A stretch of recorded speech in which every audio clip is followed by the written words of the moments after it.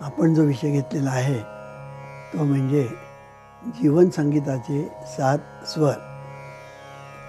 या 7 स्वरामध्ये सगळे स्वर महत्त्वाचे आहेत, पण सुरुवातीला आपण घेतला आहे तो म्हणजे परमेश्वर.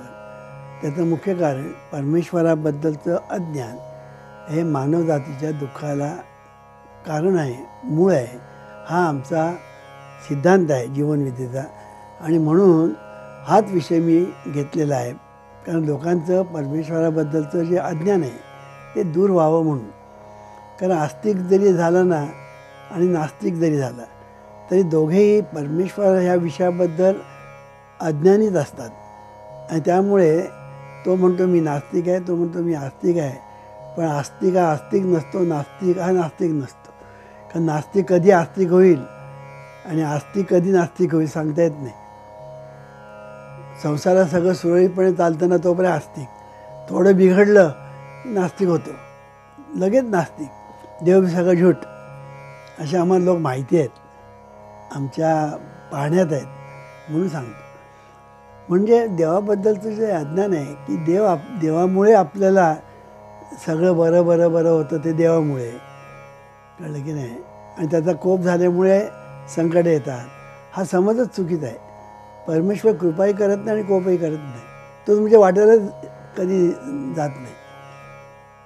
तो मला तुम्ही सांगा, अनंत कोटी ब्रह्मांड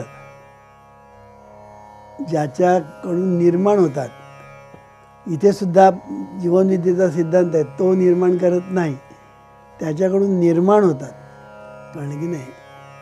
तर ही जी अनंत कोटी ब्रह्मांड त्याच्याकडून जी निर्माण होतात त्याचा त्यालाच पत्ता नाही. अशा परिस्थितीमध्ये कोण नवस करतो, कोण उपास करतो, कोण यात्रा करतो, कोण नदीमध्ये बुडी मारतो, कोण गंध लावतो, कोण गंध लावत नाही, कोण बघत बसलाय परमेश्वर कसा काय बघत बसणार. म्हणून हा जो सिद्धांत आम्ही मांडतो की अनंत कोटी ब्रह्मांड नायक तो आहे, तो असल्या फालतू गोष्टीमध्ये लक्ष घालतो, ही जी आपली समजूत आहे चुकीची आहे. म्हणून जीवनविद्येने हा जो सिद्धांत मांडला की परमेश्वर कृपाही करत नाही, कोप करत नाही, तो दयाळू पण नाही, तो निष्ठुर पण नाही, तो तुमच्या भानगडीत पडत नाही, हस्तक्षेप करत नाही, कोणाबद्दल तो पार्शालिटी करत नाही, किंवा तुमच्या जीवनामध्ये कुठल्याही प्रकारचं लुडबुड करत नाही. हा जीवनविद्येचा सिद्धांत नीट लक्षात ठेवला ना की परमेश्वराबद्दलच्या सगळ्या अंधश्रद्धा गळून पडतील. मग तुम्ही मला एकाने विचारलं, जर परमेश्वर आपल्याला जर आम्ही एवढं देवाचं वगैरे करतो, मग ते कशासाठी करायचं, असा मला एकाने प्रश्न विचारला. चांगल्या माणसाने प्रश्न विचारला, तो प्रश्नही चांगला आहे. मग देव जर कृपाही करत नाही आणि कोप करत नाही, तर आम्ही मग देवाचं कशाला करायचं. पहिलं उत्तर म्हणजे असं की देवाने तुम्हाला सांगितलं का कर म्हणून. पहिलं उत्तर असं, देवाने तुम्हाला सांगितलं माझ्यासाठी हे कर म्हणजे मी तुम्हाला पावेन, असं सांगितलं का. असं सांगितलेलं नाही. मग हे सांगतात कोण, हे मधले लुडबुडे जे करणारे आहेत ना, देवस्की करणारे बुवा बाबा भगत फकीर, ते तुम्हाला सांगतात, कळलं की नाही. देवाने येऊन तुम्हाला कधी सांगितलं का तुम्ही माझं असं असं करा मी तुम्हाला पावेन, तुम्हाला असं काही देवाने सांगितलेलं नाही. तेव्हा हेच लोक लक्षातच घेत नाही आहे की देवाने. आता कौल लावतात, कौल काय देव देतो. पण कोकणामध्ये जा, इतर ठिकाणी सगळे लोक कौल लावतात आणि एकाने तर आपली नोकरीच गमावली, कळलं की नाही. त्याला नोकरीचा कॉल आला, आता कॉल आल्यानंतर लगेच निघून यायचं की नाही. ह्याने देवाला कौल लावला की मला नोकरीचा कॉल आला, मी जाऊ की नको. त्याने कौल दिला नको, घरी बसला, नोकरी गेली. ह्या मूर्खांना एवढं कळत नाही की देव कौल देतच नाही, कौल देतो तो पुजारी. ते सगळं जो तो थाट मांडतात ना कौलचा, तो कोण करतो, तो पुजारी करतो. देव करतो का. त्या पाकळ्या बिकळ्या लावतात, कोण लावतो, देव लावतो का पुजारी. उजवी बाजूचं दे म्हणजे आणि डाव्या बाजूचं नको कोण सांगतो? पुजारी. आता मला तुम्ही सांगा, हे सगळं कोण करतो? पुजारी. आणि मग कौल कोणी दिला? पुजाऱ्याने. साधी गोष्ट आहे, पण लोकांना काही कळतच नाही. आणि सांगितलं तरी ना पटवून घेत नाही. मग आमचे वाडवडील काय मूर्ख होते? हे आम्हाला प्रश्न विचारतात. आता मूर्ख होते म्हटलं तरी पंचायत. बरं, तसंच ऐकून घेतलं तरी पंचायत. मग मी त्यांना एक सांगतो, तुमचे वाडवडील खटाऱ्यातून जात होते. आज तुम्ही खटाऱ्यातून जाता का? नाही. तुमचे वाडवडील टोपी कोट धोतर घालत होते, तुम्ही आज काय करता? तर सांगायचा मुद्दा असा की कुठे काहीतरी जोडतात. आपले वाडवडिलांच्या वेळेला काय होतं आणि आज काय आहे हे तरी बघा ना. आज तुमच्याकडे टेलिफोन आहे, तुमच्या वाडवडिलांना टेलिफोन होता, विमान होतं, मोबाईल होता. आज एवढ्या सगळ्या गोष्टी आहेत. किती सुधारणा झाल्या आणि किती काय.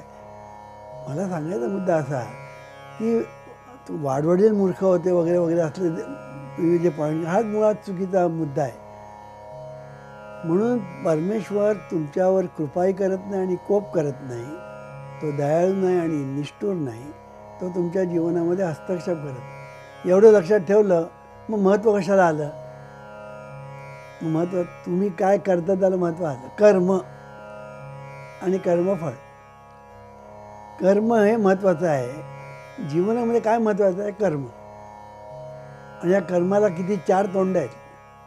म्हणजे कर्मदेव ब्रह्मदेव आहे. ब्रह्मदेव उत्पत्ती करतो की नाही? कर्म उत्पत्तीच करतं.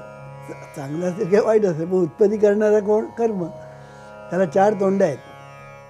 कळलं की नाही? एक म्हणजे विचार, दुसरा म्हणजे उच्चार, तिसरा म्हणजे आचार आणि चौथी म्हणजे इच्छा. हे 4 तोंडाचा हा ब्रह्मदेव आहे. आणि ह्या कर्माची ही जी 4 तोंड आहेत, म्हणजे 4 तोंडी हा जो ब्रह्मदेव आहे म्हणजे विचार आपला कर्म, हे कर्म आपल्या जीवनामध्ये महत्त्वाचं आहे. आणि म्हणून तुम्ही जर बघितलं ना, संचित, प्रारब्ध, क्रियमाण, पाप पुण्य, नियती, सुखदुःख, नशीब, म्हणजे संचितपासून तर नशीब इथपर्यंत आपला जो जीवनाचा प्रवास आहे, त्या सगळ्या प्रवासामध्ये परमेश्वर कुठे देत नाही. तत्वतः. कळलं की नाही? तो कुठे देत नाही. म्हणजे तुम्ही हे करा आणि ते करू नका असं परमेश्वर कधीच सांगत नाही तुम्हाला. मागल्या खेप्या सांगितलं, तुम्हाला जे योग्य वाटेल ते करा. तुम्हाला देवाने बुद्धी दिलेली आहे, कर्म स्वातंत्र्य दिलेलं आहे. कळलं की नाही? तुम्हाला भजन करायचं आहे का भोजन करायचं आहे का उपास करायचा आहे, 1 वेळचा का 2 वेळचा का निर्जळ, देव तुम्हाला काही सांगत नाही. हे सगळं सांगतात ना, हे मधले लोक सांगतात. हे मधले लोक आहेत, धर्म मार्तंड, ते सांगतात. म्हणून जीवनविद्येने सांगितलेलं आहे की संचित हे सुद्धा कुठून येतं? आकाशातून पडत किंवा जमिनीतून वर येत नाही. संचित पुन्हा कर्मातूनच येतं. तुम्ही जे कर्म करता ना त्याच्यातूनच संचित येतं. मग ते मागल्या जन्मीचं असेल, या जन्मीचं असेल, ते संचित सगळं कर्मातून येतं. म्हणून संचितामध्ये काय असतं? पाप पुण्य असतं. पाप पुण्य असतं म्हणजे काय असतं? काय पाप पुण्य म्हणजे लोकांना वाटतं ही अंधश्रद्धा म्हणून. कळलं की नाही? पाप पुण्य याचा अर्थ काय? त्याला दुसरे शब्द म्हणजे सत्कर्म, दुष्कर्म. मग त्याचा अगदी साधा शब्द तुकाराम महाराजांनी ते म्हटलेलं आहे. कळलं की नाही? की पाप ते परपीडा, पुण्य ते परोपकार असं म्हटलेलं आहे.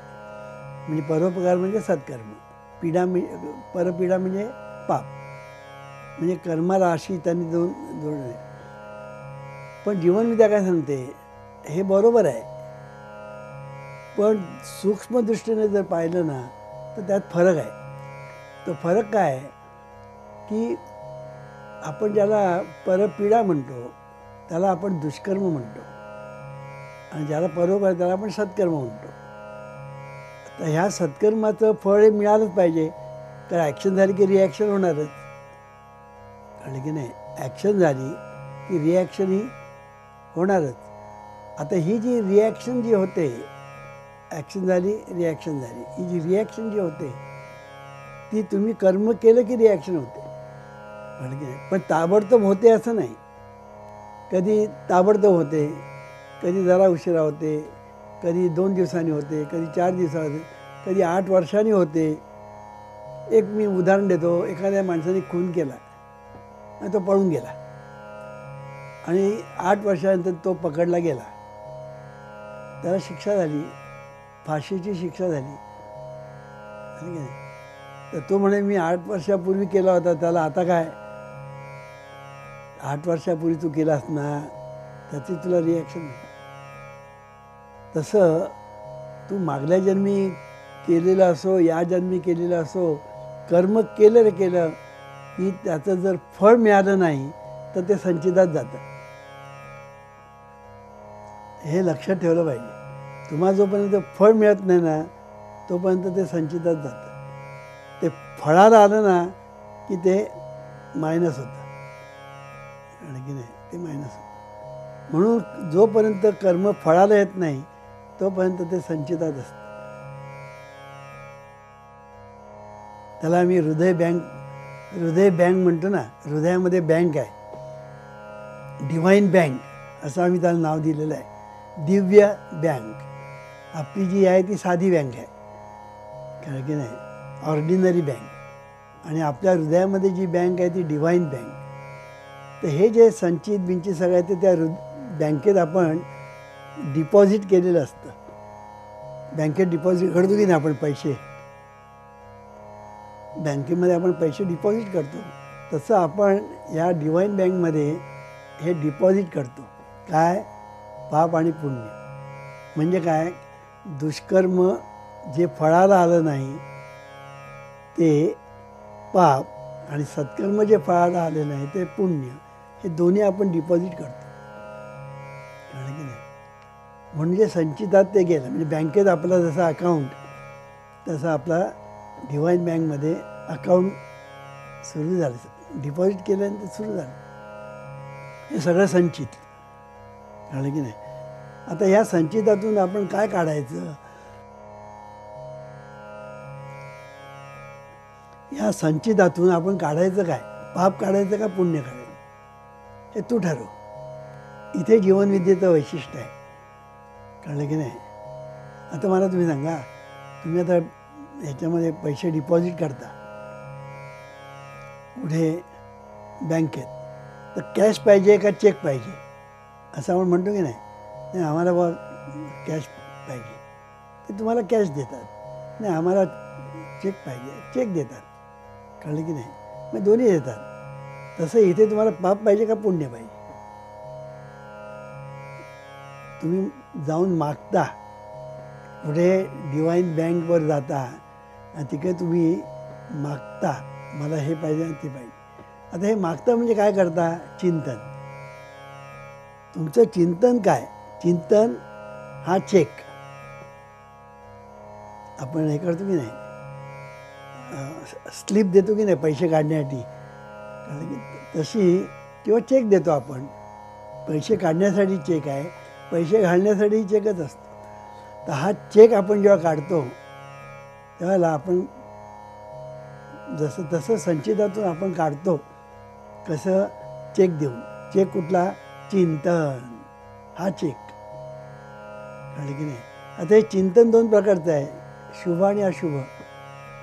अशुभ चिंतन असेल तर पाप बाहेर येतं, आणि शुभ चिंतन असेल तर पुण्य बाहेर येतं. मग पाप पाहिजे का पुण्य पाहिजे तू ठरव. म्हणून तूच आहेस तुझ्या जीवनाचा शिल्पकार, कळलं की नाही.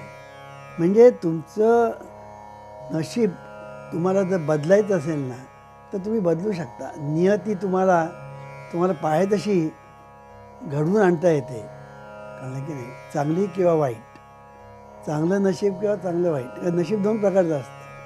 तो नशीबवान आहे असं आपण म्हणतो, मग त्याचं नशीब चांगलं आहे, त्याचं नशीब वाईट आहे असं आपण म्हणतो ना, कम नशिबी असं आपण म्हणतो. तर हे जे कम नशिबी आणि नशीबवान हे जे शब्द आहेत, तर तुम्हाला सुद्धा काय काढायचं हे कळलं पाहिजे. आणि ते काय काढायचं ते तुमच्या चिंतनावर अवलंबून आहे. म्हणून चिंतनाचं महत्त्व किती आहे, तुकाराम महाराजांनी सांगितलं, काय नवे केले एका चिंतिता विठ्ठले, एका चिंतिता विठ्ठले. काय नवे केले एका चिंतिता विठ्ठले. म्हणजे जर विठ्ठलाचं जर तुम्ही चिंतन केलं तर काय होणार नाही, काही होऊ शकतं. योग याग तपे केली तयाने अमुपे, तुका म्हणे जपा मंत्र त्रिअक्षरी सोपा. किती सोपं सांगितलं. म्हणजे देवाचं चिंतन करणं, हितं ते करावे देवाचे चिंतन, करून या मन एक अविद. चिंतनाला महत्त्वाचं स्थान आहे. म्हणून परमार्थामध्ये तुम्ही चिंतन काय करता, मग सतत चिंतन हे देवाचं करावं, सद्गुरूचं करावं, सद्गुरूंनी दिलेल्या ज्ञानाचं करावं, सद्गुरूंनी दिलेल्या विचारांचं करावं, सद्गुरूंनी दिलेल्या बोधाचं करावं, सद्गुरूंनी दिलेल्या साधनाचं करावं. हे चिंतन केलं पाहिजे, कळलं की नाही. ह्या चिंतनातून हे शुभचिंतन, या शुभचिंतनातून तुम्ही पुण्य बाहेर काढता. आणि हे पुण्य जे संचितातून बाहेर येतं ना, किंवा पाप, त्याला आपण प्रारब्ध म्हणतो. प्रारब्ध म्हणजे हे की संचितातून तुम्ही जे काढता ना ते प्रारब्ध. हे दोन प्रकारचं आहे, प्रारब्ध शुभ पुन्हा अशुभ. अशुभ चिंतनाने अशुभ प्रारब्ध येतं आणि शुभ चिंतनाने शुभ प्रारब्ध येतं. आज लोक काय करतात, जरा बारकाईने बघा. लोकांचे विचार अनिष्ट, लोकांचं चिंतन अनिष्ट, लोकांचं बोलणं अनिष्ट, लोकांचं करणं अनिष्ट. म्हणजे सगळ्या गोष्टी ज्या आहेत ना ते अनिष्ट. तो सहज जो बोलतो ना तो निगेटिव्ह बोलतो, सहज, कळलं की नाही.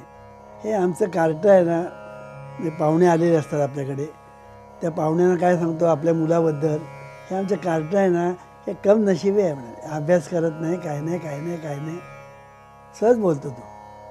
अरे पण ह्याचे दुष्परिणाम काय होणार याची त्याला कल्पनाच नाही. का शंकर म्हणतो तथा असतो हे त्याला माहीत नाही, कळलं की नाही. शंकर म्हणतो तथा असतो हे त्याला माहीत नाही. कशी शरीर म्हणजे एक वास्तूच आहे, आणि ह्याच्यामध्ये जो बसला ईश्वर सर्वभूताला तो तथा असतो म्हणतो. हे कार्ट आहे ना तथा असतो, कम नशिबी आहे ना तथा असतो. अभ्यास करत नाही ना तथा असतो. तो म्हणतो अभ्यास मी नाहीच करणार. बाप म्हणतो हा करत नाही, मग आता कशाला, सगळ्यांना जाहीर केलं आहे हा करत नाही, मग मी कशाला करू नाही करत. म्हणजे असे मी पाहिलेले लोक आहेत हा, की आमच्या देखतच त्या मुलाबद्दल वाईट बोलतात. चांगलं बोला त्याच्याबद्दल, कळलं की नाही. येणाऱ्या जाणाऱ्याकडे सांगा आमचा हा मुलगा ना, काय सांगू तुम्हाला, मुलगा व्हावा तर असाच, तो कसाही असू दे, आपण चांगलं बोलायचं. मुलगा व्हावा तर असाच, कळलं की नाही. अभ्यास करतो, त्याला सांगावं लागत नाही, अभ्यास करतो. शाळेमध्ये मास्तरसुद्धा त्याची वाहवा करतात सगळं. तो म्हणणार अरे आपल्याबद्दल वडील सर्वांनाही असं सांगतात, मग आपण अभ्यास केला पाहिजे. मग तो अभ्यास करायला लागतो, हळूहळू चांगली मार्क मिळवायला लागतो आणि सगळं चांगलं होतं. म्हणजे जीवनविद्येचं हे जे तत्त्वज्ञान आहे ना, हे जर नीट आकलन केलं आणि त्याप्रमाणे आपण जर वागलो ना तर सुखच सुख आहे. अहो जीवनामध्ये मी सांगितलं ना, सुखी होणे सोपे, दुःखी होणे कठीण, कळलं की नाही. पण लोक दुःखी का होतात, अशुभ चिंतन सतत, कळलं की नाही. जरा थोडासा आराम खुर्चीवर बसला आणि रिलॅक्स झाला ना की याच्या डोक्यात चिंतनाला सुरुवात, कळलं की नाही. त्याने माझा अपमान केला, त्याचा मला आता बदला घेतलाच पाहिजे, सूड घेतलाच पाहिजे. माझा प्रेस्टीज इश्यू आहे, अमुक आहे तमुक आहे, हे चिंतन, कळलं की नाही. म्हणजे एके ठिकाणी डॉक्टर मर्फी म्हणतात thoughts of jealousy, fear, worry and anxiety tear down your nerves and glands, bringing about physical and mental diseases of all kinds. God has nothing to do with unhappy or chaotic conditions in the world. Man is responsible for this. कारण की नाही, तो जे negative thinking करतो तो he is responsible for this. म्हणून it is silly to blame God for your troubles, miseries and sufferings. असं एके ठिकाणी डॉक्टर मर्फीने म्हटलं, योग्य म्हटलेलं की तुम्ही जे चिंतन करताना, म्हणून जीवनविद्या काय सांगते, चिंतन वाळवंट निर्माण करील तुमच्या जीवनामध्ये, नंदनवन निर्माण करेल. वाळवंट निर्माण करील, नंदनवन निर्माण करेल चिंतन. पण चिंतन केलं पाहिजे ना शुभ, तर नंदनवन, अशुभ वाळवंट.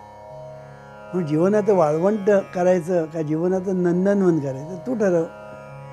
देव सांगणार नाही हे कर आणि ते कर, कारण त्याने तुला स्वातंत्र्य दिलेलं आहे. कळलं की नाही, स्वातंत्र्य दिलेलं आहे. आणि म्हणून जे करायचं ते शुभ, बोलायचं शुभ, विचार करायचे शुभ, चिंतन करायचं शुभ, इच्छा करायची शुभ, मग सगळं शुभ शुभच होतं. कुटुंबामध्ये भांडणतंटे होतात का, अशुभ बोलतात म्हणून, विचार वाईट म्हणून, एकमेकांचे मत्सर द्वेष. तुम्ही त्या सिरियल बघतात ना, त्या सिरियलमध्ये दाखवतात ना, ते काही घडतं तेच दाखवतात ना. संसारात जे घडतं, थोडीशी जरा थोडंसं तिखट मीठ लावतात तो भाग वेगळा, पण संसारात जे घडतं ना ते तिकडे दाखवतात. कळलं की नाही, सगळा अविचार, असूया, जिकडे ते ह्याच्याबद्दल असूया, त्याच्याबद्दल असूया. आता या बायका विलन झाल्यात. आताच्या या सिरियल जर तुम्ही बघितल्यात ना, पूर्वी पुरुष विलन होते आणि आता सगळ्या बायका विलन झालेल्या आहेत. कळलं की नाही. तर सांगायचा मुद्दा असा, अशा परिस्थितीत तुम्ही सुखी होणार कसे. मग सुखी होणे सोपे, दुःखी होणे कठीण. पण सुखी होणे सोपे एवढं सोपं नाही. सुखी व्हायचं ना, जीवनविद्या मिशनमध्ये या, म्हणजे तुम्ही सुख तुमच्या घरी पाणी भरेल. पण नुसते येऊन चालणार नाही. नाही तर आम्ही अनुग्रह घेतला आणि आम्हाला काहीच मिळत नाही, कसा मिळेल, तू काय करतोस काय. केल्याने होत आहे रे, आधी केल्याची पाहिजे. म्हणून करायचं की न करायचं, चांगलं करायचं का वाईट, तू ठरव. कारण तूच आहेस तुझ्या जीवनाचा शिल्पकार. ईश्वरा सर्वांना चांगली बुद्धी दे, आरोग्य दे, सर्वांना सुखात आनंदात ऐश्वर्यात ठेव. सर्वांचं भलं कर, कल्याण कर, रक्षण कर, आणि तुझे गोड नाम मुखात खंड राहू दे. ईश्वरा सर्वांना चांगली बुद्धी दे, आरोग्य दे,